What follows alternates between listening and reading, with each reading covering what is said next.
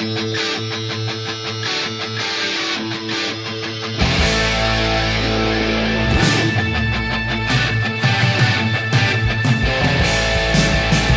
listening to The Power Play, Hockey Talk Radio here on KCFS 94.5 FM. Did you see that game last night? Yeah, I stayed up for it. It was so late. But then again, I stayed up for another 3 hours. No, I after the first overtime, I took an hour nap. Woke up again to find out they're still playing. Yeah. So, I wake up just when the third period started there, and I had to stay up because it was in the third overtime period. Yeah. And amazing. What a game. I had a feeling that that's not going to be the only overtime game of this series. And I told you last night I could see every game going to triple overtime. Yeah, crazy. And you got to know that those guys during the breaks, especially in the overtime. Oh, they were taking IVs, yeah. IV fluids, yeah, absolutely. Yeah. So craziness. It was nuts. Yeah. But I'll tell you what, that's what playoff hockey is all about. Yeah. You always hear you hear players and former players just talking about the grind of playoff hockey. Mm-hmm. It's a whole different season. Mm-hmm.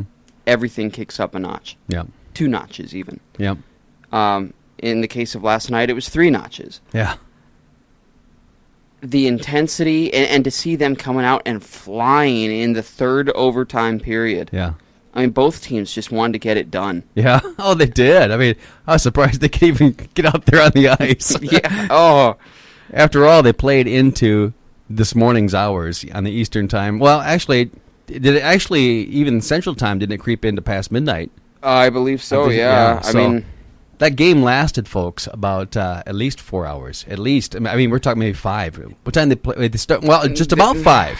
Yeah. Because they started about when the puck drop. Opening puck drop. 7:20. 7:20. Somewhere around there. And they played nearly till 12:15 or so. It was after 12 when they finished. Yeah. Yeah. Well, and it was the 5th longest game in Stanley Cup final history. Yeah. Wow. The 5th longest. Yeah. I wonder how long Chara played. How many minutes last night on ice? 1 second. You have to check that out. But I mean, you got to think. I mean, gosh, in the overtime that Minnesota Wild played against Chicago, Suter had nearly 40 minutes of ice time. Oh no, he played. What did he have? He had like almost 42. Okay. So you got to know that Chara had at least that, and probably pushing 50 minutes of ice time. Oh, probably maybe more than that. Let's see here. I'm going to go to the box score on this game. Crazy. Chara. You keep looking. What do you get? Did you see? Only 45.05. Really? Yeah. Wow. And part of it is they have more than just one elite defenseman. Well, that's true. That's true. Milan Lucic as a forward skated 38-14. Wow. And of course, he almost had a hat trick last night too. Andrew Ference skated 45-19. He actually skated more than Chara there. Dennis Seidenberg had the most, 48-36. Wow. And then Johnny Boychuk had 41-37. It was just an incredible game. It was. Rask stopped 59 of 63 for a .937 save percentage. Yeah. And let's see what Crawford stopped 51 of 54. Man. For a .944 save percentage. You know what? They both made some incredible clutch saves. I mean, It was insane. Both teams had so many chances to end it, and it just seemed like, I don't know. It was living history watching that. Yeah. It was an incredible game. I've never seen a game like that in modern day NHL. Yep. I mean, that was just, it was a, they essentially played 2 games last night, folks. Yeah. 2 games. Yep. Folks, if you're listening and you want to give us your input on the game last night, give us a call at 605. 331-6696. Again, that number is 605-331-6696. Call now and we'll throw in a free sombrero. After all, it is Sombrero Day here. Yeah, and you missed the memo. Yeah. And it keeps popping up on the computer screen. Yeah, it does, yeah. But anyway, that was just... I seriously think that series could go... I think it goes to 7 games. I think so. And I think... My fear was... You know what, though? My fear was if Boston won that first game, that Boston would take it in 4 or 5. Seriously. So that was a must-win for Chicago. No. Yeah. No. No. No. To get to the final, you've done it all. Yeah, but did you really believe that Boston was going to sweep Pittsburgh in 4 games? Come on, be honest. I didn't think they would sweep Pittsburgh. Well, I didn't either. But when a team is disheartened, yeah, that's a powerful tool. For Chicago to battle that hard and lose, if they were to lose there, come on. I mean, that would have been a major deflation of their team. What about for Boston? Well, for Boston, not so much for Boston. They got some home games there, okay? But if you're playing an overtime game like that, you gotta win it. And I'm really happy Chicago won that one at home. I really am, because both teams, it could have gone either way the whole time there, but I'm glad Chicago took that game at home. You can only have one team, Dakota. You can't. You just want to get no. Here's the thing. You just want to get revenge.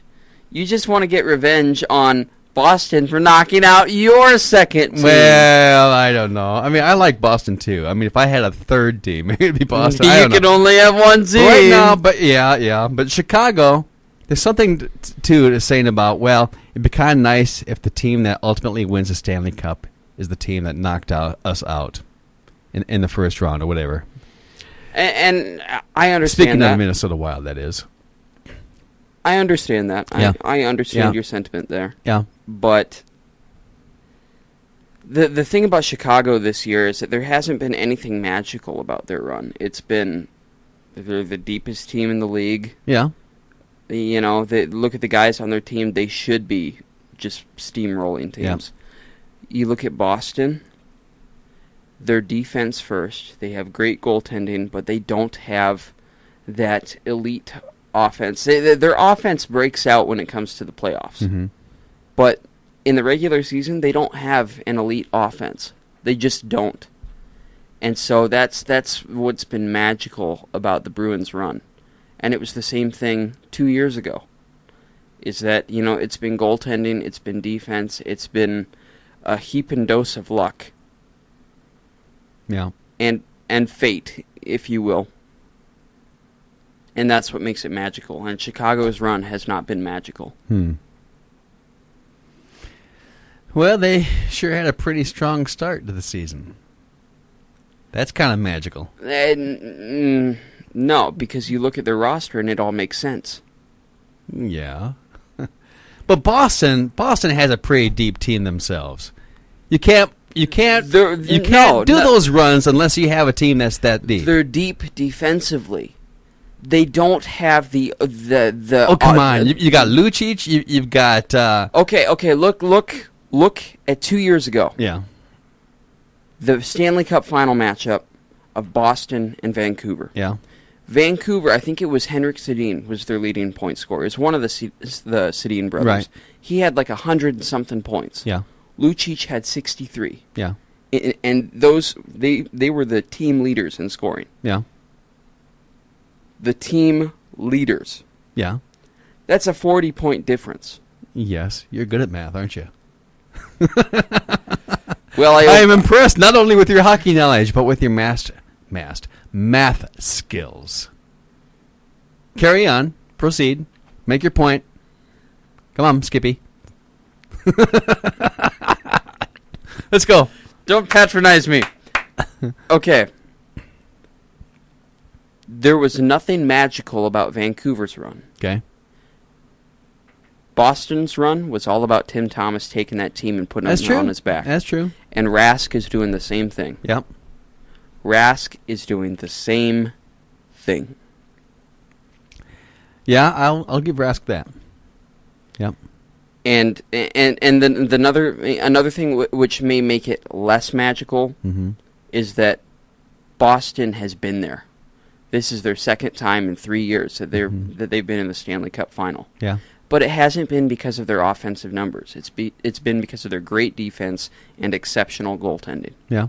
It hasn't been their offensive stars. They just have a few clutch players like Bergeron, Marchand, Lucic, Krejci, Horton that aren't necessarily elite offensive scorers when it comes to the regular season. Yeah. They're not going to sweep the scoring awards. But you're not going to have awards. elite scorers like that with players of their abilities there, because there's not like one star that's going to stand out there. They're all stars. They're not superstars. Right, exactly. But you look at Chicago, But you look at their superstars. the point scoring is spread out because they're all such solid players. Exactly. Chicago's the same way, though. But Chicago's stars are better. They're superstars. Tays, Kane, Sharp, Hossa. You've got upcoming ones in Saad. Shaw's starting to make a name for himself. Yeah, he's stepping it up. You know, they have Stahlberg. They're 4 lines deep. Now, granted, Boston is a very deep team as well, but they don't have the scoring power that Chicago does. It's all about scoring power, not in winning the Stanley Cup, but in terms of if you have that scoring power, then it's expected that you're going to be making that deep cup run. If you don't have that scoring power, it's hard. It is hard. Well, but that's what separates the men from the boys, Yeah. is the teams that can overcome that. Okay, now Boston has shown plenty of scoring power during this In the Stanley Cup playoffs. In the playoffs. Yeah. In the regular season, they don't. The playoffs are a whole new season, baby. Exactly. Yeah. But it's there's so many intangibles. It's really, and you'll see it in the Stanley Cup. You can almost see the team that's supposed to win the Stanley Cup. Yeah. You can just see there's just something that's a little different about that team. There's just a magical quality, and I know I keep saying magical, but it's team chemistry. It's that going to war for each other and just loving your brothers, Yeah. and just going out there and not winning it for yourself, but winning it for them, winning it to see their hard work come to fruition. You know?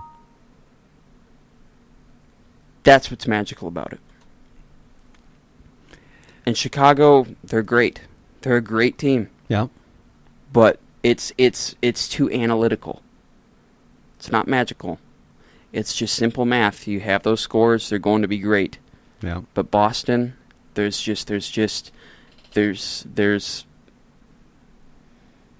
something there that just makes them special. We're going to take a short break here. You are listening to The Power Play Hockey Talk Radio here on KCFS 94.5 FM. We have draft predictions coming up next. Don't go away. We'll be back with more of the greatest show on ice after this break.